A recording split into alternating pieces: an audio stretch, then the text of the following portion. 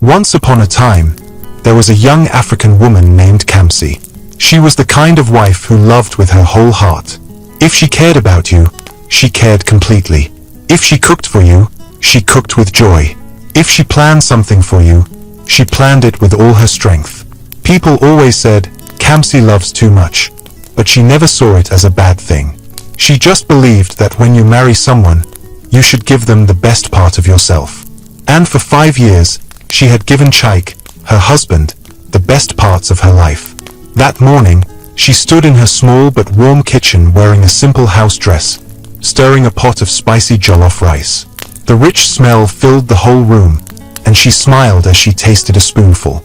"This is perfect," she whispered to herself. "Just the way Chaik likes it." She turned and checked the roasted chicken in the oven. It was golden brown, peppered, and juicy. She knew how he liked it. She remembered the first time she made it for him after they got married. He had eaten 2 full plates and still asked for more. "Ah, Kamsi, you want to kill me with sweetness," he had joked back then. Those were the days when things felt simple. When his smile made her smile. When coming home to her made him excited. When they talked for hours about their dreams. But recently, something had changed. Chaik had become quiet, distant, always on his phone, always traveling. Sometimes he would laugh at messages but lock his screen before she could even ask what was funny.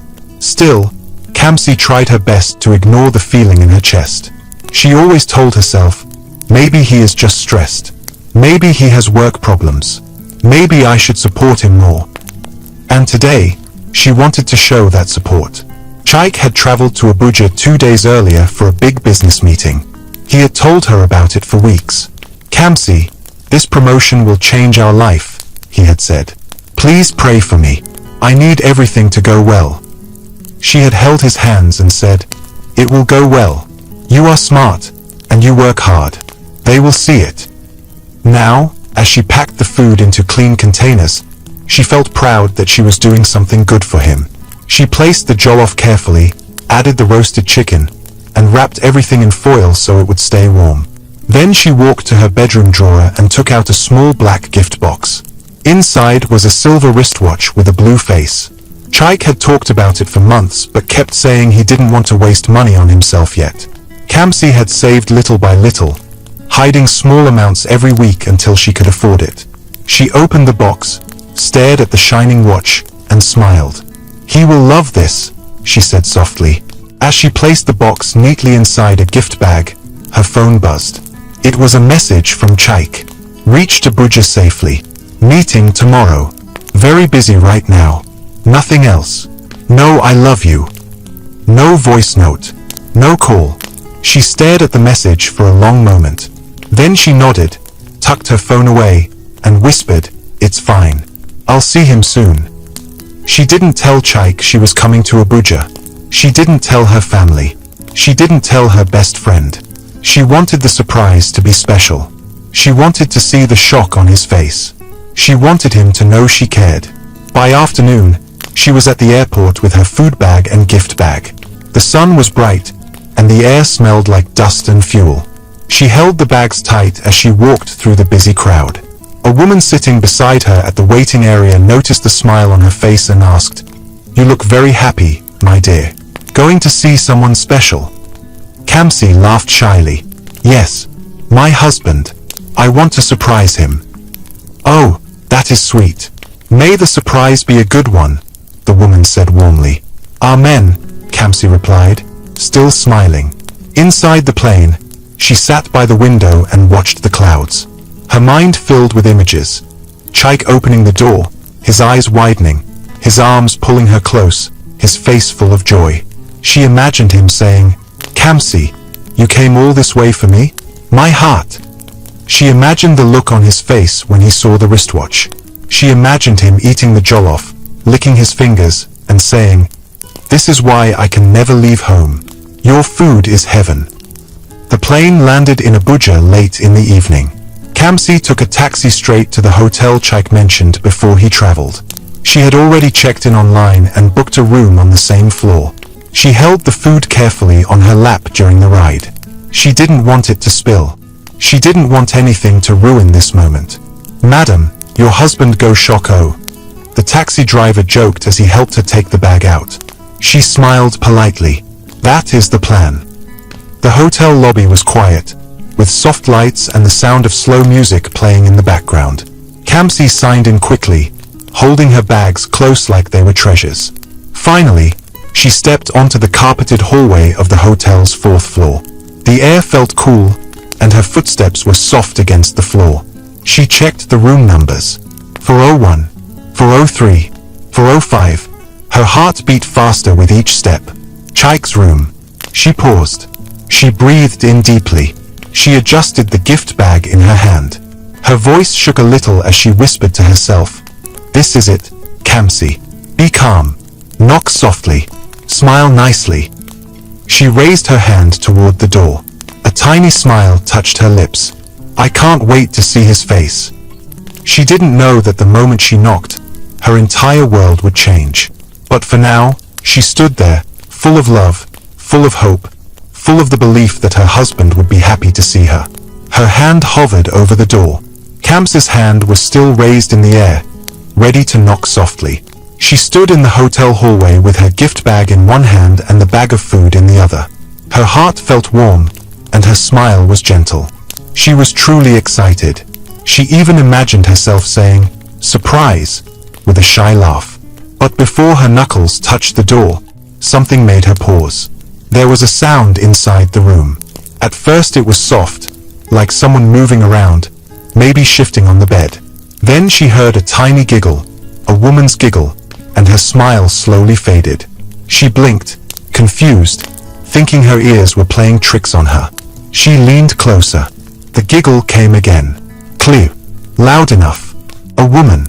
Kamsi frowned softly. "Maybe it's the TV," she whispered to herself, trying to calm her own heartbeat. She listened again, hoping it was really just a movie. But then she heard music too, soft Afrobeats playing from inside the room. She recognized the song. It was a love song Chaik liked. He used to play it when they cooked dinner together. He used to hold her waist from behind and say, "This song reminds me of you." Now that same song was playing in the hotel room. Kamsi's fingers tightened around the handle of the food bag. She swallowed slowly, trying to keep her breathing steady. She didn't want to jump to conclusions. She didn't want to think that something bad was happening. She didn't want her mind to go to a dark place. But then she heard something she could not explain away. A woman's voice whispered, "Stop, you're making me blush," followed by another soft giggle. Kamsi felt her stomach drop. Her heartbeat grew louder in her ears. She blinked again and again, trying to shake off the fear rushing into her chest. "This can't be," she whispered. "No, no." She pressed her ear gently against the door. She didn't want to, but she needed to know if what she heard was real. She needed to be sure. She held her breath. And then Chaik's voice came from inside, low and playful. "Come here, baby. You're not going anywhere." The word baby hit her like a stone. Her hand shook. The gift bag almost slipped. Her lips parted slowly in shock. She pulled her ear away from the door and stared at it as if it had insulted her. She felt heat rising in her chest, but she was too stunned to cry. Her thoughts were spinning so fast she couldn't grab one properly. Her mind whispered, maybe it's not him. Maybe he's watching something. Maybe she is a hotel worker. Maybe this is a misunderstanding. But the moment those thoughts came, another voice rose inside her, louder, sharper. You know his voice. You heard him clearly. She tried to breathe, but her chest was tight. Her hands felt cold. Her legs felt weak. She took a tiny step back, unsure of what to do next. She raised her shaky hand again, not to knock, but to touch the door lightly, as if touching it would somehow calm her down. But touching it only made her more aware of what was behind it. She whispered his name softly under her breath. Chaik, what are you doing? Just then, she heard another laugh from the woman inside, louder this time. Then the sound of something shifting, like someone climbing onto a bed or moving closer to someone. Kamsi almost dropped the food again. She closed her eyes tightly. Tears filled her lashes. but she forced them not to fall. She didn't want to cry yet. She wanted to stand. She wanted to breathe. She wanted the world to stop shaking under her feet. Then another voice, Chikes, came through the door again. This time the words were clearer, sharper, and straight from his lips. Next week, we leave Nigeria together, he said in a low, happy tone. Kamsi's eyes flew open wide. He continued talking inside, not knowing his wife was standing right outside. Don't worry about my wife, he said. I'll dump her very soon. That sentence entered Kamsi's chest like a knife. She stumbled backward and leaned against the opposite wall, shocked, frozen, broken, unable to move. Her breath left her body completely. She felt empty, like something had been pulled out of her. Her mouth opened, but no sound came out. The bag of food she carried trembled in her hand. The steam rising from the container suddenly felt like nothing. The gift bag, with the wristwatch she worked so hard to buy, felt heavier than ever. She pressed her back against the wall and slowly slid down until she was almost sitting on the floor. Her eyes stared at the carpet, but she wasn't really seeing anything. She was just trying not to fall apart. She whispered, "He said he will dump me." Hearing her own voice made her chest shake. Her lips trembled. Her heart felt like it was breaking into small pieces one by one. She closed her eyes again, and tears finally rolled down her cheeks silently. She didn't wipe them. She didn't move her hands. She just sat there, letting the tears fall. After a few seconds, she forced herself to wipe her face. She didn't want to cry loudly in the hallway. She didn't want anyone to see her. She didn't want anyone to ask questions. She took small breaths and tried to stand. When she finally managed to get up, her legs felt weak, like they didn't want to carry her. But she leaned on the wall and took another slow breath. Her mind was screaming for answers. Why is he with another woman? Why is he calling her baby? Why is he planning to run away? How long has this been going on? Is this why he has been distant? Is this why he hides his phone? Is this why he avoided me? Every question hurt like a slap. Her hands shook again as she moved closer to the door. She didn't know why she moved forward. Maybe she wanted to open it. Maybe she wanted to run in and scream. Maybe she wanted proof with her own eyes. But when she reached the door again, her hand froze in the air. All the love she brought, the food, the gift, the excitement, felt like a joke now. A painful one. She pressed her ear to the door again, slower this time. Her breath caught in her throat. She heard kissing sounds. She heard clothes rustling. She heard soft whispers and laughter. Everything inside her broke again and again. She whispered shakily, "I came to surprise you, and this is what I meet." Her tears fell again, landing on the hotel carpet. She lifted her hand to wipe her face, but her hands were shaking too much. She tried to swallow, but her throat felt tight. Her heart whispered something painful. "He didn't expect you to be here. That is why he is doing this."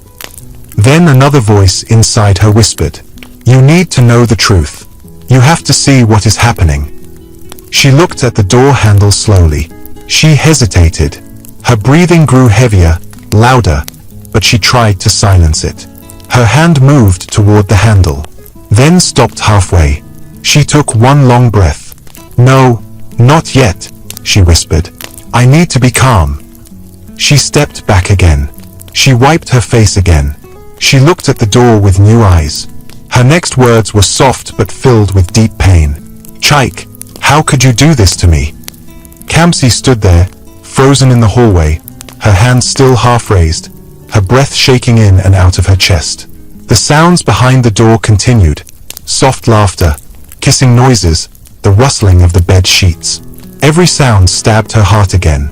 She whispered weakly, "I can't believe this. Chike, why?" The food bag in her right hand was shaking so much she had to place it on the floor to stop it from falling. The gift bag felt too heavy to hold, like it carried the weight of her whole marriage. She leaned on the wall for a few seconds, closing her eyes and breathing slowly, trying not to break down again. But the truth was too close, too loud, too painful. She needed to know. She needed to see the truth, not just hear it. She slowly wiped her tears with trembling fingers, straightened her back, and whispered, "I need to know. I need to see what he is doing." She didn't even know where the courage came from. Maybe it was shock. Maybe it was the years of love she had poured into her marriage. Maybe it was the need to understand why the man she trusted was inside a hotel room with another woman. But something inside her pushed her forward. Her hand moved toward the door again, but this time she didn't stop halfway. She placed her palm on the handle. The metal felt cold, almost biting against her skin. She whispered to herself, "Just look, then leave." She pushed down the handle very slowly. To her shock, the door wasn't locked.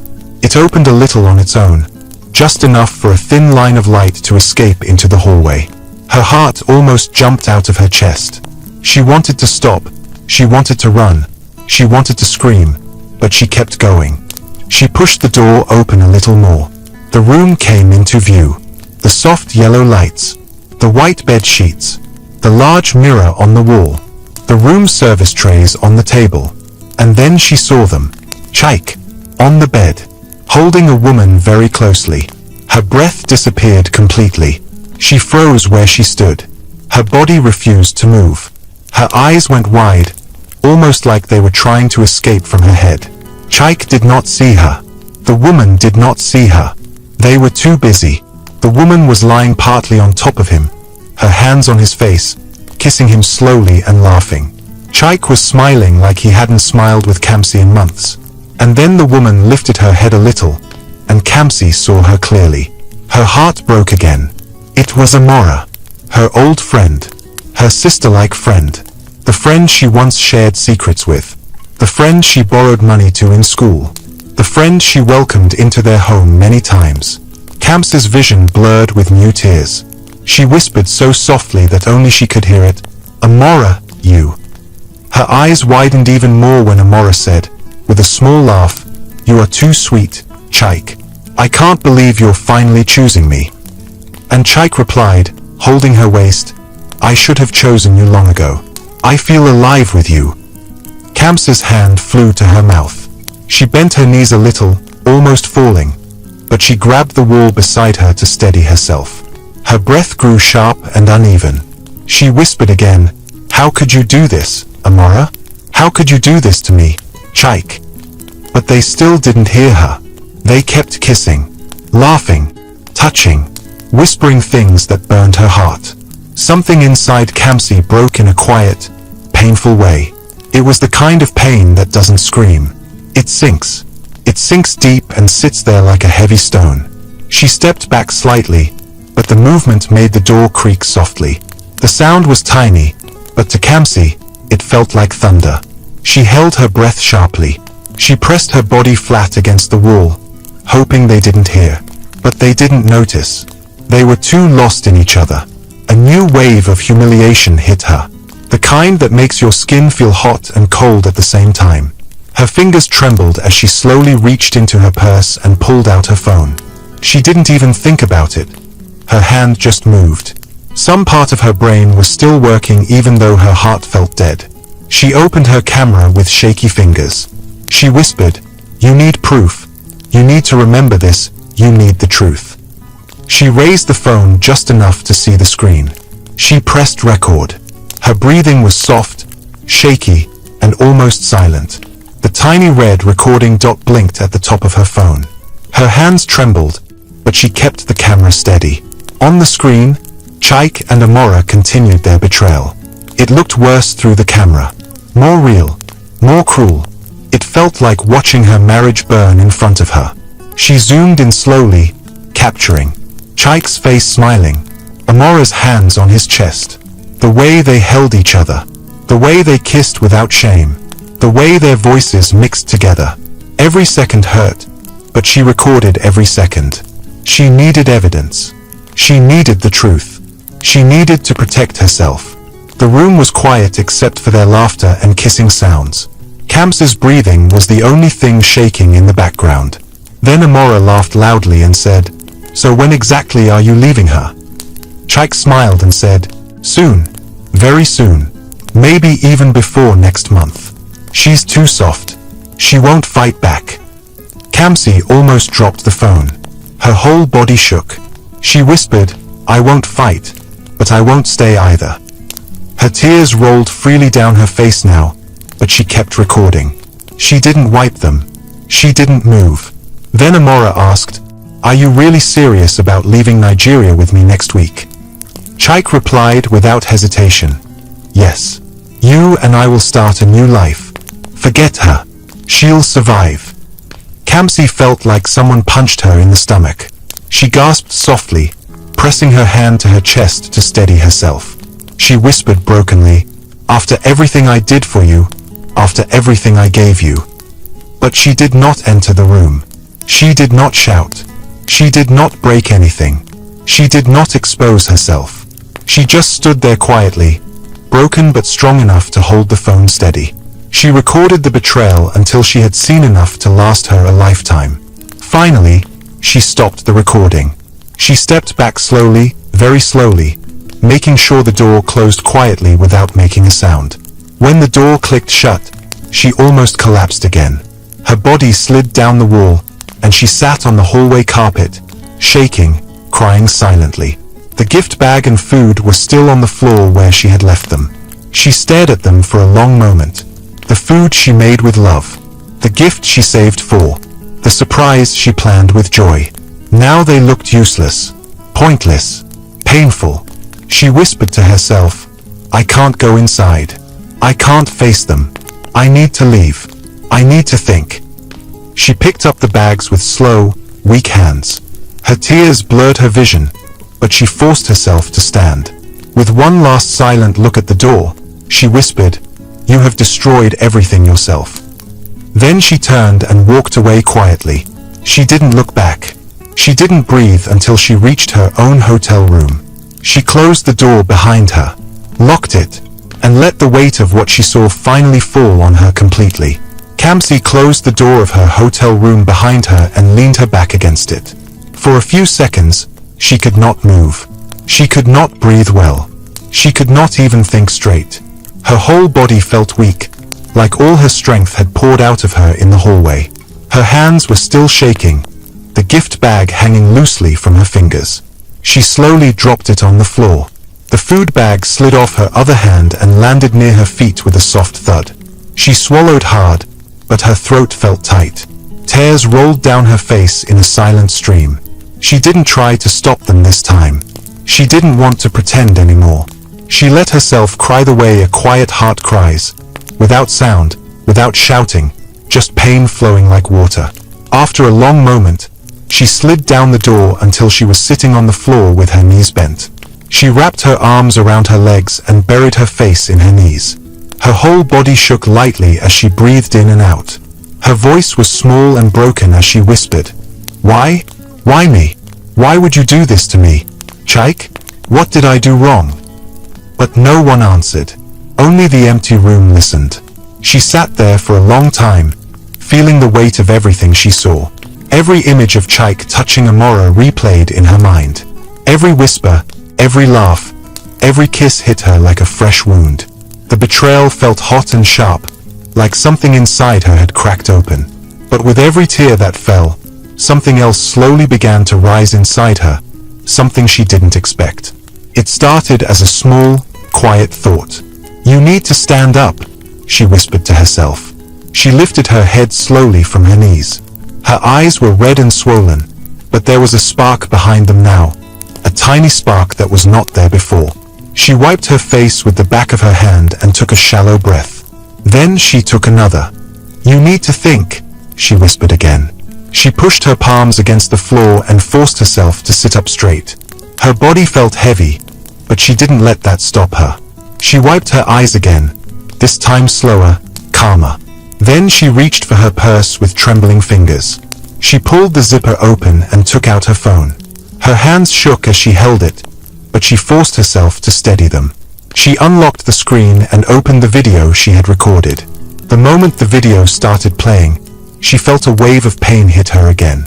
She almost closed it, but she kept watching. She made herself watch. She wanted to see clearly. She wanted to face the truth. She watched Chike smile. She watched Amora laugh. She watched their hands on each other. She heard their whispers, their promises, their lies. Every second felt like sandpaper rubbing against her heart. But she did not look away. She kept her eyes on the screen until the video ended. When it was over, she placed the phone on the bed and covered her face with her hands. She whispered slowly, "This is real. This is not a dream. This is what he did. This is who he is." The pain was still there, deep and heavy, but something else was rising with it. Clarity. "Yes," she whispered. "I have the truth now." She sat up straighter. "Now I need to decide what to do with it." A cold calmness began to spread through her chest. Her breathing became slower. Her tears stopped. Her eyes cleared. Something inside her shifted from heartbreak to strength. She looked around the room slowly, as if seeing it for the first time. The quiet air suddenly felt different. The lights looked brighter. The silence felt stronger. Then she whispered softly but firmly, "I won't fight you. I won't shout. I won't beg. But you will not destroy me." She stood up slowly. Her legs still felt weak, but her back was straighter. She walked to the small desk in the corner of the room and pulled out the chair gently.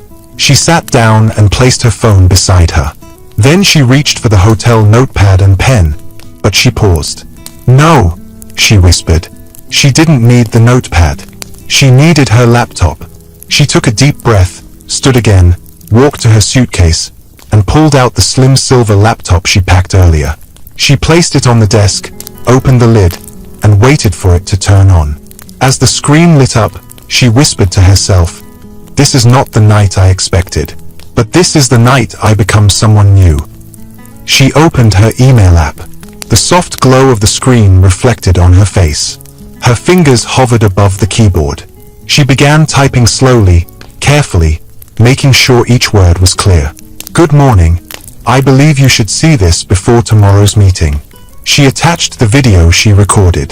Her hands shook slightly as she clicked the attach button, but she didn't stop.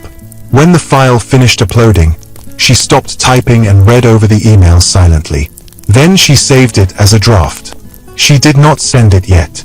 She whispered, "It must be sent at the right time, when everyone is there, when it will hurt the most." She leaned back in the chair and closed her eyes for a moment. She breathed deeply. "This is not revenge," she whispered. "This is truth." She opened her eyes, and there was something new inside them, determination.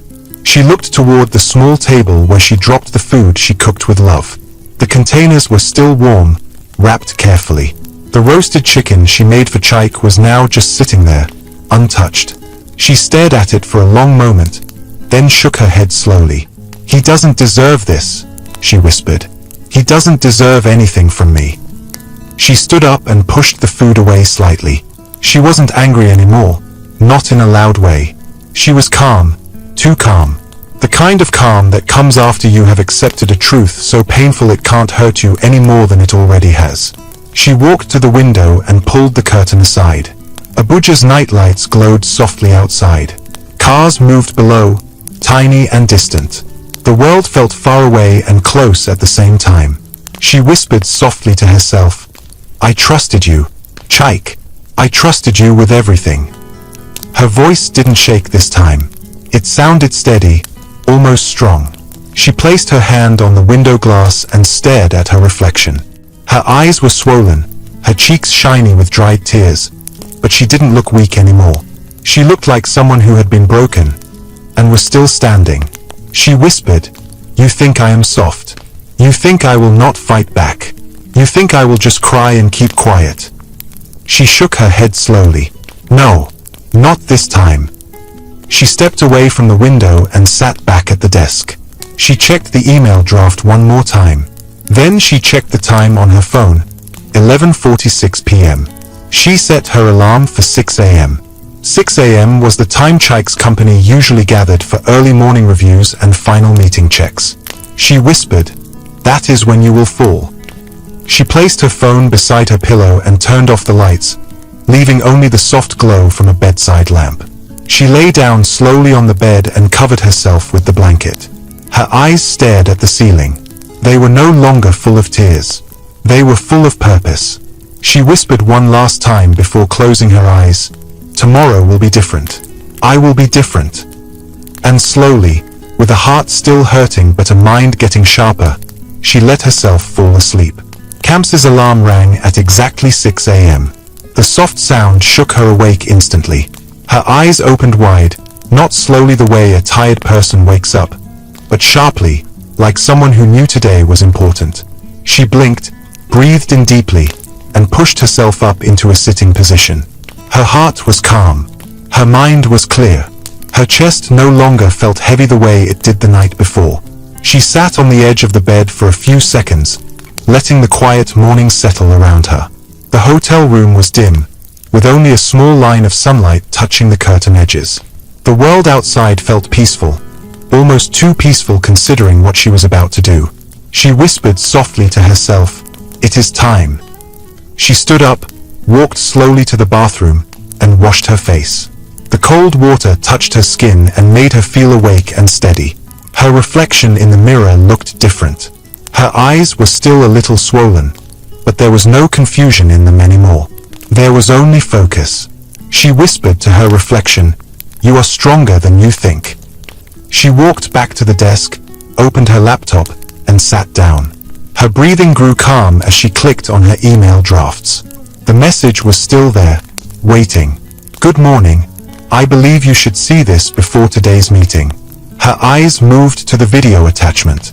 She clicked it to make sure it worked. The betrayal played on the screen again, but this time she did not cry. She did not shake. She did not fall apart. She only watched for a few seconds, then stopped the video and closed it. She whispered, "This will speak for itself." Her finger hovered over the send button for a moment. She took one more slow breath. Then she tapped it. The message flew out instantly, straight to the CEO, the HR manager, his direct boss, his project team, his company partners, and the board member arriving for the big meeting. She closed her laptop gently and whispered, "It is done." There was no anger in her voice, no revenge, just truth. She stood up slowly and packed her things. She placed her laptop in her bag, wore a simple dress, and brushed her hair into a low ponytail. She didn't want to look dramatic. She wanted to look normal, calm, collected. After packing, she sat on the bed again and held her phone. She didn't call anyone. She didn't message anyone. She didn't panic. She simply sat quietly and waited. While she waited, she pictured how the morning was unfolding for Chaik. She pictured him waking up in the hotel room beside Amora. She pictured him stretching his arms and looking at the clock.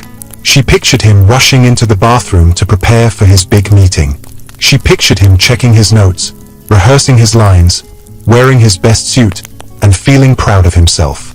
He had no idea what was coming, and she didn't feel guilty about that. She whispered, "You created your own ending, Chaik." She picked up the leftover food she had cooked the day before and walked it to the small bin. She dropped it inside without a second thought. The sound of the plastic hitting the bin felt like closure. She sat on the bed again and waited. At exactly 6:32 a.m., her phone buzzed. She picked it up quickly. It wasn't Chaik. It was a red receipt, an email notification. The CEO had opened the email. HR had opened it. His direct boss had opened it. The board member had opened it.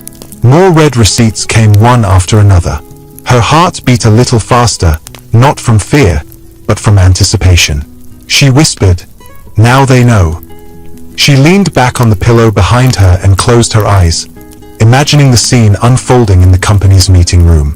Inside the company building, Chaik walked into the conference room holding his laptop and files. He looked confident, proud, like a man ready to receive a promotion. He walked in with a small smile and greeted everyone.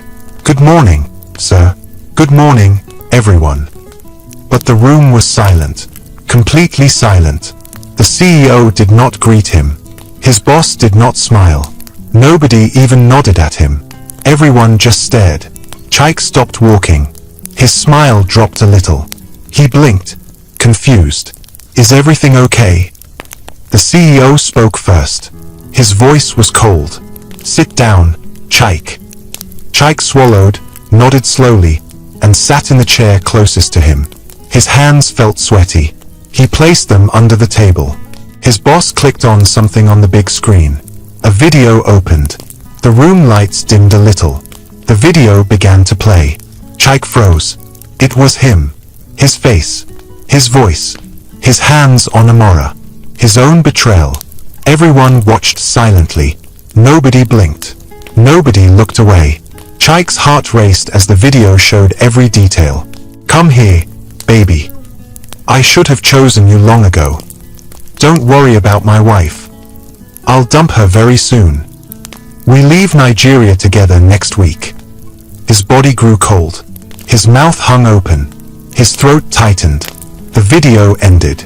The room remained silent for a long moment. Chaik looked around slowly, his eyes wide, his face pale. "Sir, I can explain. I can." The CEO cut him off sharply. "Explain what? That you are cheating on your wife?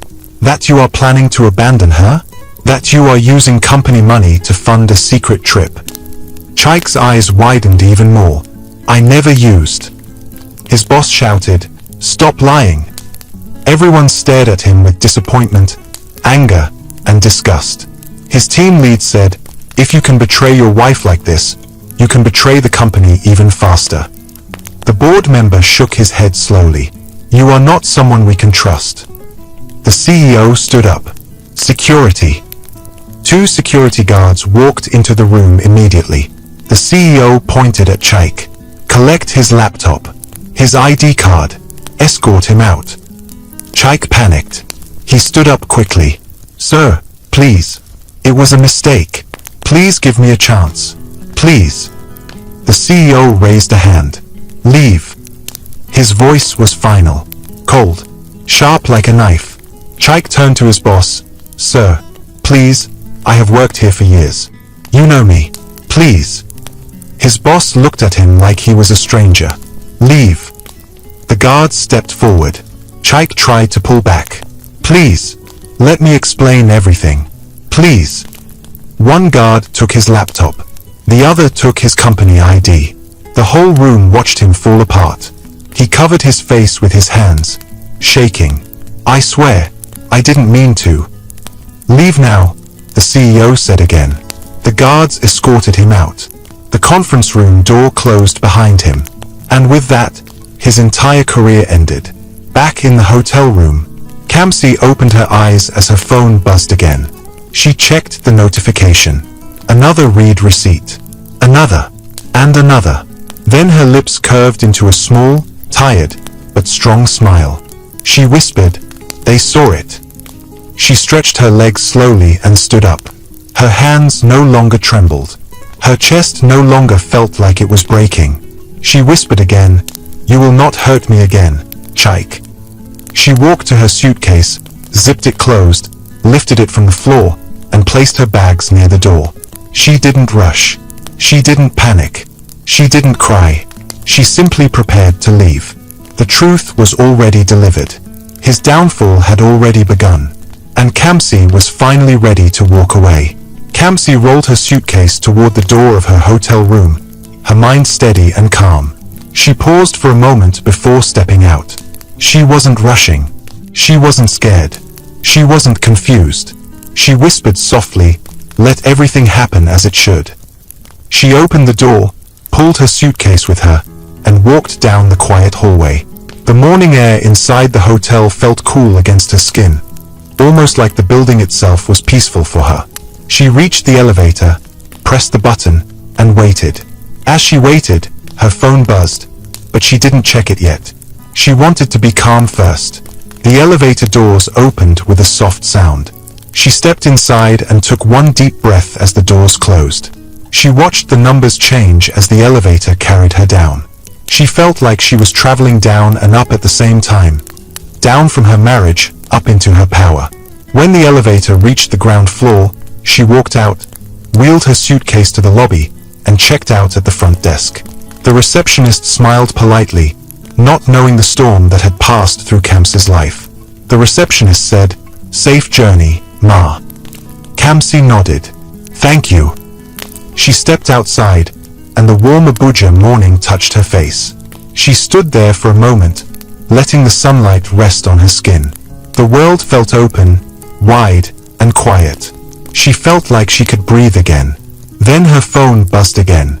This time she checked. It was a message from an unknown number. Please, I need to talk to you. It's urgent. She knew instantly who it was. Chaik. She didn't reply. She slid her phone back into her purse. She whispered softly, "You're not my problem anymore." Meanwhile, inside the company building, Chaik stood outside the conference room, shaking, confused, sweating heavily. The two security guards stood in front of him, blocking his path like a wall. Chaik cried out, "Please, I need to explain to them. Please let me go back in." One of the guards shook his head. "Sir, you need to leave the building." "But I can fix this. I swear I can fix this." Chaik yelled, his voice breaking. "I didn't mean anything in that video. It wasn't what it looked like." The guard looked at him with pity. "Sir, they said you're no longer allowed inside." Chaik's breathing grew fast and sharp. He placed his hands on his head and whispered, "My job, my life, everything is gone." He tried to push past the guards, but they held him firmly. "Sir, calm down," the second guard said firmly. "Please just walk with us. I can't lose this job." Chaik cried, "Please, please, I beg you." "Let's go," the guard said again. Chaik felt his legs weaken. His body felt cold. He looked down at his hands, the same hands that had held Amora the night before, and they suddenly felt dirty to him. "I'm finished," he whispered, his voice cracking. The guards walked him toward the main exit. He saw his co-workers staring at him from their desks, from the hallway, from behind glass doors. Some whispered to each other.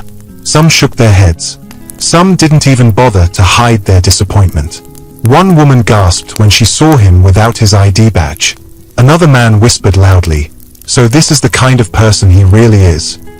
His closest friend in the office looked at him with pain on his face and said softly, "Chaik, why did you do this?" Chaik broke down again. "Please, listen to me." But the guards pulled him away. Chaik walked through the building like someone walking through a nightmare. Every step felt heavy. Every stare felt like it was stabbing him. Every whisper felt like a slap. He kept saying, "Please, I can fix it. I can explain," but nobody listened. When they reached the front door, one guard opened it and said quietly, "Good luck, sir. But you need to leave." The second guard handed Chaik a small brown envelope containing the few personal items that had been on his desk. A pen, a small notebook, a picture of him and Kamsi from their second anniversary. Chaik stared at the picture for a long moment. His eyes filled with tears. He whispered, "Kamsi, oh God." The guards nodded politely and walked back inside, leaving him standing alone outside the building. The sun felt too hot on his skin. He felt exposed. He felt empty. He felt lost. He touched his pockets, searching for his wallet, but then remembered, his wallet was in his laptop bag. The same laptop that was taken from him 5 minutes earlier. He whispered shakily, "What am I going to do?" His phone buzzed. He pulled it out quickly. It was Amora. He answered immediately. "Hello, Amora. Please, something happened. I lost my job. I need you. Please."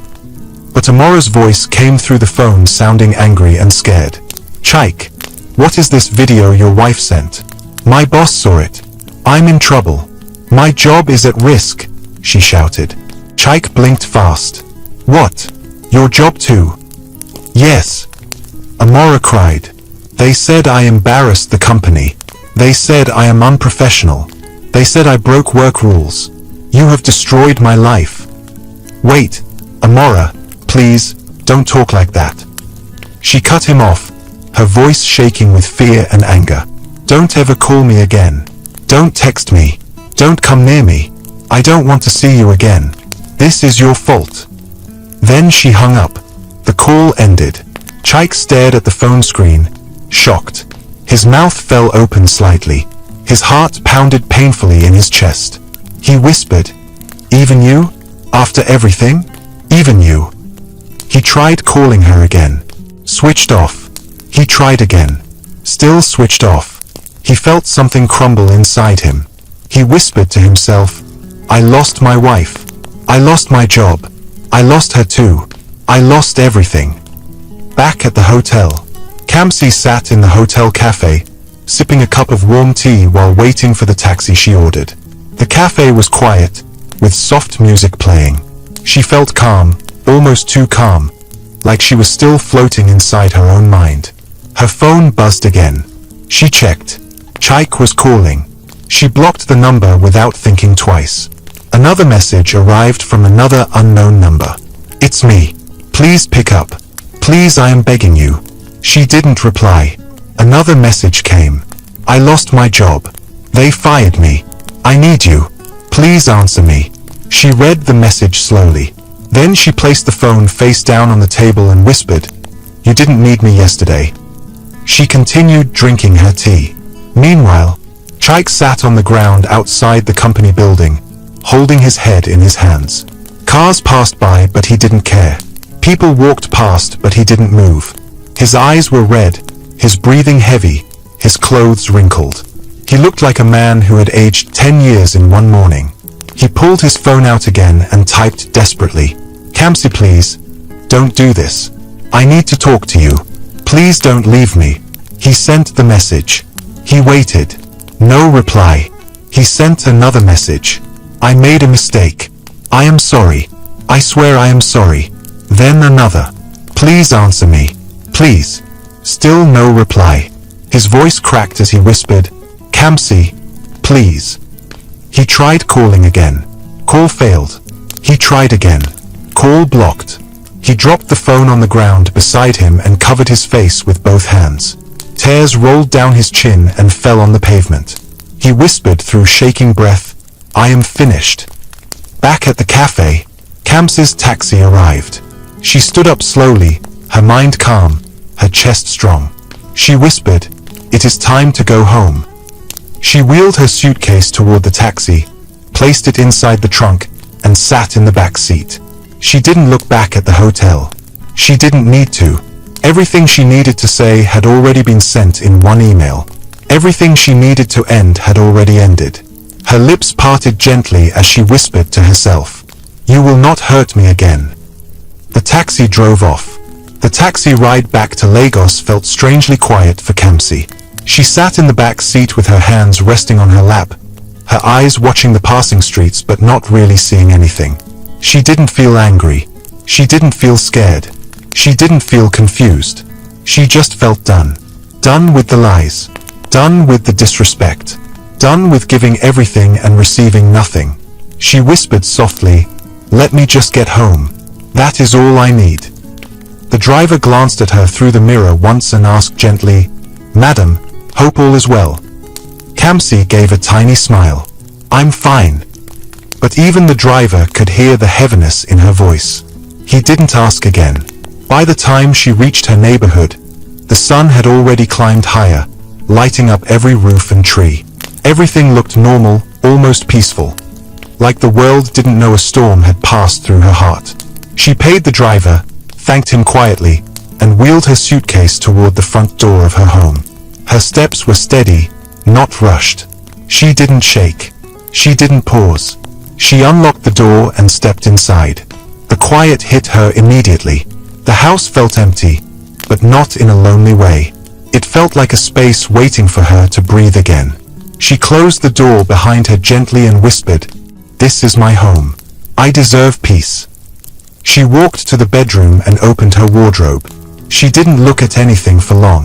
She didn't hesitate. She knew exactly what she came to do. She pulled out her suitcases, opened them wide, and began to pack, slowly, carefully, but surely. Clothes she bought with her own money, shoes she loved, books she read at night, files of her work, her small jewelry box, her hair care products, everything that belonged to her. She folded each item neatly and placed it into her bags. There was no music playing, no crying, No shaking. Just the quiet sound of zippers, boxes, drawers opening and closing. Halfway through packing, her phone buzzed again. "Chike, please, I am begging you. Talk to me." She ignored it. Another message came. "Chike, I am outside your building. Please open the door." She paused for a moment. Her heart beat a little faster, but not from fear. From readiness. She whispered calmly, "No, not yet." She continued packing until everything she owned was neatly arranged in her suitcases. She zipped them closed and took one last slow look around the room. Her side of the wardrobe was empty. Her dressing table was empty. Her shoes were gone. Her things were gone. Only Chike's belongings remained where he left them. She whispered, "Let him come back to this emptiness." She walked to the living room and placed the gift bag, the one holding the wristwatch she bought for him, on the dining table. She put the gift right in the center where he would see it immediately. Then she placed the food she made yesterday beside it. Even though it had gone cold and dry, she left it there. It was a message. Beside the food and the gift, she placed a white envelope. Inside the envelope was her divorce letter. Now everything was set. She picked up her suitcase handles and dragged them to the corner of the living room. She wanted everything ready for when she walked out. Just as she finished organizing her things, she heard loud banging on the front door. "Kamsi, open the door. Please open the door." Chike shouted from outside. His voice was breaking, almost panicked. Kamsi did not move. "Kamsi, I am begging you. Please talk to me," he yelled again, knocking harder. She still didn't move. Inside the house, she stayed calm and silent. Outside the house, he sounded like someone losing their mind. "Kamsi, open this door. Please. I need to explain. Please don't do this to me." She walked toward the door slowly, but she did not unlock it. She just stood there, looking at the wooden surface that separated them. She whispered softly, "You did this to yourself." He knocked again and again. His voice grew louder, more desperate. "Kamsi, please. Everything is gone. My job is gone. Amora left me. I am finished. Please, I need you." The words hit her heart, but not the way he expected. They didn't make her pity him. They only reminded her of what she suffered last night while he was laughing in someone else's arms. She whispered, "You didn't need me yesterday." After a few more minutes of banging and shouting, he suddenly stopped. Silence filled the house. Kamsi waited quietly. She didn't breathe too loudly. Then she heard the sound of keys jingling. Her heart jumped slightly. He still had his own copy of the house keys. But when he tried to open the door, he discovered something. The key wouldn't turn. Kamsi had changed the lock before traveling to Abuja. She had forgotten about that until now, but she was grateful. He tried again, and again, and again, but the door did not open. "Why isn't this opening?" Chike shouted in confusion. "Why did you change the lock? Kamsi, please open for me." She closed her eyes and whispered, "Because I needed safety." After a long moment, he stopped trying. She could hear his breathing on the other side of the door, heavy, shaking, scared. "Kamsi, please. I am sorry," he whispered. His voice was weak now, almost like a child. "Please don't leave me. Please." Kamsi took one step back from the door. She didn't want to hear his voice anymore. It pulled memories. It pulled feelings. It pulled the past. She whispered strongly, "I can't go back to the past." She moved to the living room, pulled out her phone, and typed one short message to a friend who lived nearby. "I need a ride. I'm ready." Within 10 minutes, her friend arrived downstairs. Kamsi grabbed her suitcase handles and rolled them toward the door. She paused for a second, listening. Chike was still outside. "Kamsi, please don't go." His voice sounded like it was breaking apart, but she didn't open the door. She didn't speak. She didn't give him anything else. She simply rolled her suitcases quietly to the back door, the small back entrance connected to the balcony. She had her own spare key to that door. She unlocked it gently and stepped out. The morning sun touched her skin again. She whispered, "I'm free." Her friend rushed to help her carry some bags.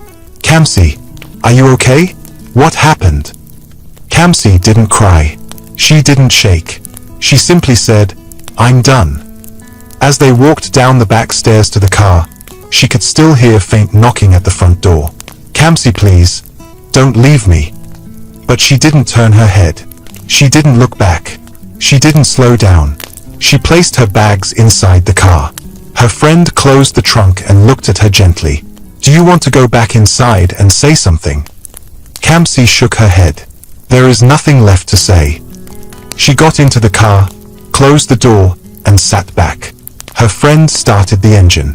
And just before the car drove off, Kamsi looked at the building for the last time and whispered, This is your home, Chaik. But I'm not your wife anymore. The car pulled away. In that same moment, Chaik finally opened the front door, because a neighbor had helped him force it. He ran inside desperately, calling her name. Kamsi, Kamsi, where are you? Please don't leave. He rushed into the bedroom. Her wardrobe was empty. He rushed to the living room. Then he froze. Right on the dining table, he saw the food she cooked, the gift she bought for him, the wristwatch he always wanted, and the divorce letter. He walked toward the table slowly, like someone walking toward a grave. He picked up the gift bag with shaking fingers. He opened it. He saw the watch. His heart sank. He picked up the divorce letter. His lips trembled as he opened it. He read the words. His hands began to shake violently. No, no, no, he whispered, almost choking on his own breath. Kamsi, please, please no. His voice cracked completely. He dropped the letter on the table and fell to his knees. Kamsi, please. But she was already gone. The car moved quietly through the streets as Kamsi sat in the back seat, staring out of the window. Her friend, Nena, kept glancing at her through the mirror, worried. Kamsi, do you want to talk? She asked softly. Kamsi shook her head. Not yet. Nena nodded and focused on the road again. She didn't force anything. She knew Kamsi was holding herself together with the last bit of strength she had left. One wrong word could break her. After 30 minutes, they arrived at Nena's apartment complex. Kamsi stepped out slowly, her legs still feeling light, like she wasn't fully inside her own body yet. Nena carried one of the suitcases and placed it gently near the elevator. Kamsi, you can stay with me as long as you want, she said with a warm voice. My guest room is always empty. You don't need to worry about rent or anything. Kamsi nodded slowly. Thank you. I just need a quiet place. They went upstairs together. The hallway was silent. When they entered the apartment, Nena turned on the lights and walked her into the small, calm guest room. It wasn't fancy, but it was peaceful. The bed was made neatly. The window curtains were clean. A soft rug covered the floor. Kamsi rolled her suitcase to the corner and sat on the bed. She breathed in deeply. For the first time in a long time, she felt safe. Nena stood at the door for a moment and said gently, I'm in the living room if you need anything. Kamsi nodded. Thank you. Nena closed the door quietly. For a long moment, Kamsi just sat on the bed staring at nothing. The silence felt heavy at first, almost too heavy, but slowly, something inside her began to settle. She whispered, I'm free. She wasn't smiling. She wasn't crying. She was just breathing normally again, like she finally found space for oxygen in her chest. She lay down slowly on the bed and closed her eyes. At that exact moment, her phone buzzed. She sat up and reached for it, already knowing who it was. Chaik, where are you? Please don't leave me like this. Another message. Chaik, please come home. I am sorry. I swear I am sorry. Another. Chaik, I can't live like this. My life is destroyed. Please talk to me. Kamsi read the messages with calm eyes. The pain she felt last night wasn't there anymore. Her heart didn't shake. Her chest didn't tighten. It was like she had stepped out of a burning house, and now she was watching it from far away. She deleted the messages without replying. Then she blocked his number fully. Her fingers didn't shake this time. She whispered softly, "You lost me the moment you chose her." Meanwhile, Chaik was still at home, sitting on the living room floor beside the dining table. His eyes were swollen from crying. His hair was messy. His hands were trembling. He kept picking up the divorce letter, reading it, and dropping it again like he wanted it to change, but it never did. He grabbed his phone again and typed her number. Number blocked. He tried again. Still blocked. He threw the phone across the room, breathing heavily. "Kamsi, please. Please don't do this, please." He crawled to the phone, picked it up, and tried calling her through WhatsApp. Blocked. He tried Telegram. Blocked. He tried using a different number. Message not delivered. He cried harder, whispering, "I have nothing left, nothing." He stood up suddenly and looked around the empty house. Her clothes were gone. Her shoes gone. Her books gone. Her scent gone. He shouted loudly, "Kamsi, come back!" No reply. He slammed his fist on the dining table. "Why did I do this? Why? Why?" His voice cracked as he fell to the chair and held his head in his hands. He remembered Amora. He dialed her number quickly. Switched off. He dialed again. Switched off. He dropped the phone again and whispered, "Everyone left me. Everyone." Back in Nena's apartment, Kamsi sat on the bed, breathing slowly. She opened her suitcase to take out her toiletries. As she arranged her things in the bathroom, her phone buzzed again. But it wasn't Chaik. She had already blocked him. It was a message from her lawyer. "Good afternoon, Mrs. Okoye. I reviewed the video and the details you sent. You have very strong grounds for divorce. This will favor you completely." Kamsi read the message carefully. Then she typed back, "Thank you. What is the next step?" The lawyer responded almost immediately, "We will file for divorce tomorrow morning. You will receive majority of the marital assets due to evidence of infidelity and emotional harm. He will receive nothing." Kamsi let out a slow breath she didn't know she had been holding. It was not happiness. It was not joy. It was relief. A deep, powerful relief. She whispered softly, "This is justice." She walked back to the bed and sat down again. The room felt brighter. Her mind felt clearer. Her heart felt lighter. She didn't want revenge. She wanted peace. And she finally had it. Hours later, as the day turned quiet again, Nena knocked gently on her door. "Kamsi, I made small soup and rice. Will you eat?" Kamsi smiled softly for the first time that day. "Thank you. I will try to eat." They sat together at the small dining table. Nena watched her like a protective sister, waiting to see if she would break again. But Kamsi didn't. She ate slowly and whispered, "I didn't think I would be able to swallow anything today." Nena smiled warmly. "You are stronger than you think." Kamsi looked down at her plate. "I didn't want to be strong like this. I just wanted my marriage to work." Nena touched her hand gently. "Sometimes God removes people to save us from pain." Kamsi nodded slowly. She wasn't crying. She was simply understanding. She whispered, "He didn't love me. He only loved what I gave him." "And he lost all of it," Nena said softly. Kamsi took a deep breath. "Yes." After dinner, she went back to the guest room. She changed into simple pajamas, sat on the bed, and opened her laptop. She wasn't looking for distraction. She was checking her work emails, planning her life again, rebuilding. She whispered, "I still have myself. I still have my future." She lay down on the soft pillow and stared at the ceiling. She remembered how she had walked into her marriage with trust. She remembered how she loved Chaik with her whole heart. She remembered how she cooked, cared, prayed, worked, and gave. She remembered how he broke all of it in one night. Then she remembered something else, something far more important. She remembered how she stood up, how she recorded the truth, how she protected herself, how she walked away. She whispered proudly to herself, "I didn't stay broken." For the first time in 2 days, she smiled with her whole face. Not a big smile, not a loud one, but a real one. A soft, powerful smile of a woman who survived betrayal and walked out clean. She whispered, "Some heartbreaks don't kill you. They wake you up." Her eyes slowly closed. The room was quiet. Her breathing was gentle. Her heart was light.